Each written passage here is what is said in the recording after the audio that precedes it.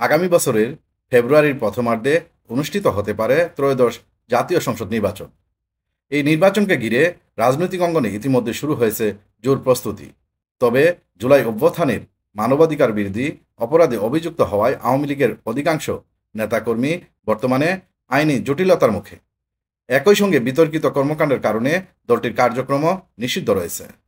এমন প্রেক্ষাপটে রাজনৈতিক মহলে আওয়ামী লীগের পাশাপাশি জাতীয় পার্টিকে নিষিদ্ধ করার দাবিও জোরালোভাবে উঠেছে।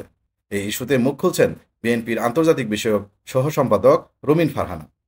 বেসরকারি টেলিভিশন বিবিসি নিউজে আয়োজিত এক টকশোতে তিনি বলেন, কাগজ আর কলম দিয়ে সাময়িকভাবে কোনো দলকে নিষিদ্ধ করা গেলেও পরবর্তীতে সেই দল আরও শক্তি নিয়ে ফিরে আসে। উদাহরণ হিসেবে পাকিস্তানের ইমরান খানের পার্টিকে দেখা যেতে পারে।